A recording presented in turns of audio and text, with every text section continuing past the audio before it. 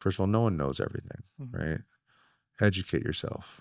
Constantly educate yourself. You have to make time to read and inform yourself. I'm talking about read actual editorials, read white papers, read technical reports, read books, right? Like it's funny because I know that there's an argument to be made about where the economy is going and how, you know, now a lot of the hyper rich are telling people focus more on AI skills and programming development and work on that to get a seat in the workforce. But then behind the scenes, executives are focused on philosophy and focused on these bigger picture concepts that help them get to where they are. But I think the bigger issue is that you have to take this position that if you have the privilege to be in the tech sector at this day and age, in this time particularly, if you're not the type of person that gets genuinely curious about what is happening, not only in terms of what's happening in terms of new innovation, but what's happening in terms of the geopolitical implications of those innovations, where the money is going, who's getting the money, what is it being used for, where are investments happening, right?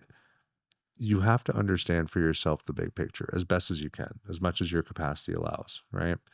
And if you don't have the time for paint a whole picture, you have to start building the networks of people that you can trust that can help give you that picture through their perspectives. You want to have this entire information program for yourself to be able to pull certain things out when you need to get them pulled out, or just in general to be able to inform yourself what is happening right now.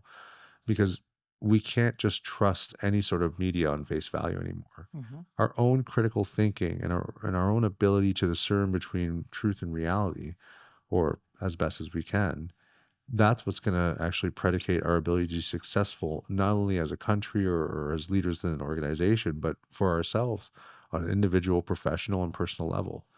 So I think leaning into the fact that you have to be absolutely thirsty and curious for more information and be constantly critical. Always ask why. It's like my father passed away in '06, and it's one of the biggest life lessons for me was he said, never ever accept anything as what you see it. Always ask why. Whether you don't do it out loud, ask yourself why is something the way it is.